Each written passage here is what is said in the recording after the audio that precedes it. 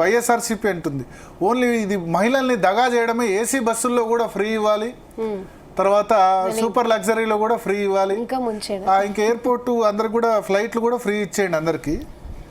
వాళ్ళ సొమ్ము కాదు కదా, ప్రజలు కట్టిన సొమ్మునే మళ్ళీ ఇస్తున్నారు.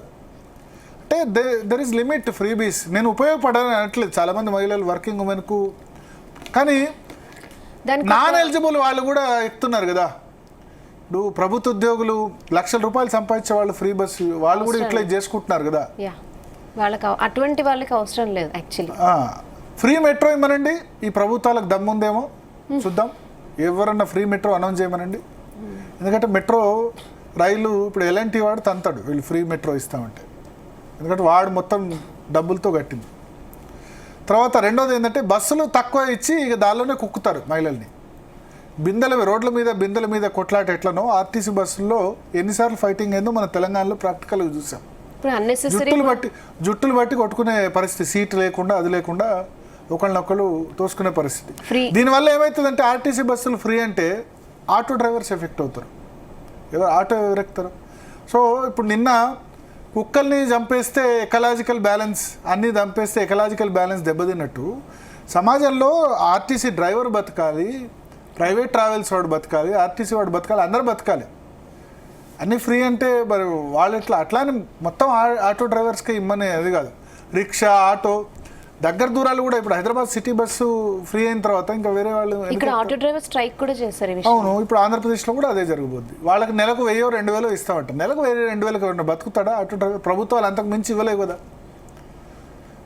సో ఫ్రీబీస్ ఏంటంటే మీరు ఓల్డ్ ఏజ్ వాళ్ళకి పెన్షన్ ఇవ్వండి, 60-65 సంవత్సరాలు దాటిన వాళ్ళకి. ఓకే, రైతులకి పండించిన వాళ్ళకి బోనస్ ఇవ్వండి. ఇప్పుడు ఏం జరుగుతుందంటే బస్సులు ఎక్కువ చేయరు, ఆ బస్సుల కోసం కొట్లాట.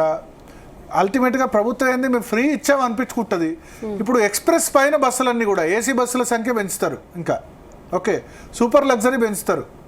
ఇవన్నీ పెంచేసి దానిలో ఉన్న వాళ్ళ మీద బాదుతారు, వీళ్లకు ఇస్తారు.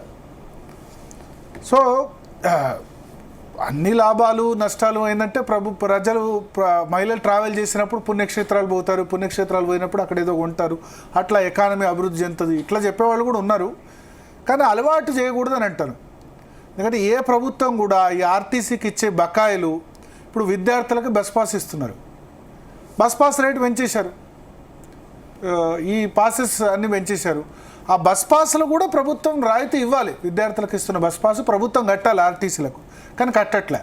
మధ్యలో ఎవరంటే ఇప్పుడు ఆర్టీసీలో పనిచేసేది చాలా పెద్ద సంఖ్యలో ప్రభుత్వ ఉద్యోగులు, టీచర్లు ఎంత సంఖ్యలో ఉంటారో ఆర్టీసీలో కూడా నాకు తెలిసి 2 రాష్ట్రాల్లో ఒక 70-80 వేల మంది పనిచేస్తుంటారు. వాళ్ళ ఇంట్లో పిల్లల పెళ్ళిళ్ళకు కూడా డబ్బులు లేని పరిస్థితి.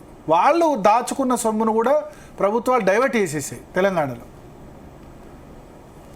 పిఆర్సీలు 4 సంవత్సరాలకు ఒకసారి ఇంప్లిమెంట్ కావాలి. ప్రభుత్వ ఉద్యోగులకు వేరే ప్రభుత్వ ఉద్యోగులకు అవుతుంది, ఎలక్ట్రిసిటీ వాళ్ళకు అవుతుంది, మిగతా ప్రభుత్వ ఉద్యోగులకు అవుతుంది, వీళ్ళకి కావట్లేదు. అందుకనే అన్ని ఫ్రీబీస్ వద్దనట్లేదు.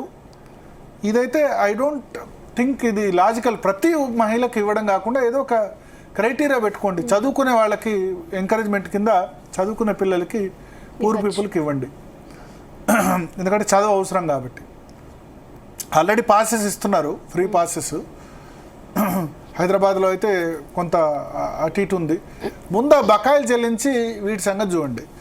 ఈ ప్రతిపక్షాలు కూడా అట్లే తయారవుతాయి. బస్సు ఇవ్వలేదు, ఇచ్చిన తర్వాత వైఎస్ఆర్సీపీ ఏసీ బస్సుల్లో ఎందుకు ఇవ్వలేదు, ఇంకా ఏసీ బస్సులు, ట్రైన్లు, ఫ్లైట్లు అన్నీ ఇచ్చుకుంటూ పోతే, అన్నీ ఫ్రీ చేసుకుంటూ పోతే మంచి, అప్పుడు వీళ్ళ ఈ ప్రతిపక్షాల కళ్ళు కూడా చల్లబడతాయేమో.